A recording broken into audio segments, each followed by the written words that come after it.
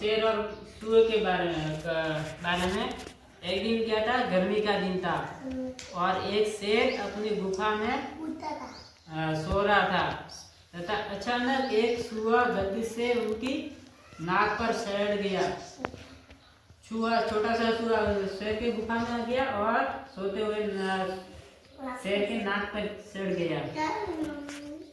गया और शेर जैसे खतरनाक जानवर को जगा दिया और चूहे ने खतरनाक जानवर को जगा दिया।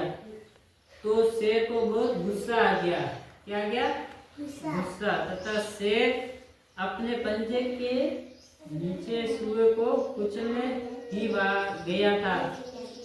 तो शेर को गुस्सा आ गया तो चूहे को शेर पंजे के नीचे कुचलने वाला था। तब नन्हा चूहा अपने जान की भीख मांगने लगा कि मुझे छोड़ दो, मुझे जाने दो। शेर ने चूहे पर दया की और उसे जाने दिया। शेर ने उसकी मदद की और जाने दिया कि ये छोटा है, उसे जाने देंगे। और कुछ दिनों के बाद शेर जंगल में भटकते हुए शिकारियों के जाल में फंस गया। शेर क्या कर रहा था? जंगल में घूम रहा था। तो वापस शिकारियों ने उसे शेर को जाल में फंसा दिया और जाल में फंस गया। कौन फंस गया जाल में? हाँ, शेर फंस गया। वह रस्सियों में इस तरह उलझा हुआ था कि हिल भी नहीं पा रहा था। शेर जाल देखा है आपने? उसमें फंस गया और वो हिल नहीं पा रहा था। इधर देखो, शेर जमीन पर लेट गया और शेर जमीन पर सो गया। वो हिल नहीं पा रहा था तो शेर जमीन पर सो गया। शेर दहाड़ने लगा। वो जाल में फंसा हुआ था तो उसकी पुकार पूरे जंगल में गूंज उठी। जैसे शेर बोलने लगा तो पूरे जंगल में उसकी आवाज गूंजने लगी और चूहे के कान तक पहुंच गई। और जो नन्हा सा चूहा था, कुछ दिन पहले आया था, उसके कान में शेर की आवाज सुनाई दी। वह दौड़कर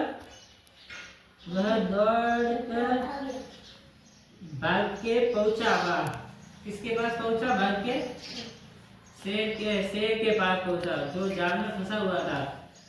और नीचे बैठ और जाल के धागों को टुकड़ों में काट दिया। चूहे के देखा है आपने? वो क्या करता है? कपड़े को काटता है, धागे को काटता है। तो वैसे ही इसके ऊपर जो जाल था ना, उसको छोटे छोटे भागों में काटने लगा है, छोटे छोटे टुकड़े करने लगे अपने मुंह से।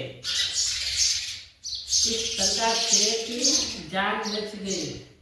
और वो चूहे ने जैसे छोटे छोटे जाल के टुकड़े किए तो उस जाल से शेर बाहर आ गया। आपको समझना है? ठीक है, तो आपने क्या समझा इस कहानी से? इस कहानी में कौन कौन था बताओ? आप बताओ कौन कौन था इस कहानी में?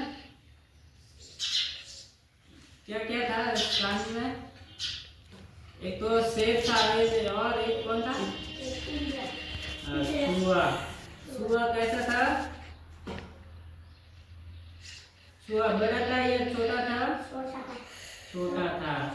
शेर किस में फंस गया था? जाल में। और जाल को किसने काटा था? चूहे ने। और शेर कहाँ पर रहता है? जंगल में। तो इधर देखो, ओए बात नहीं।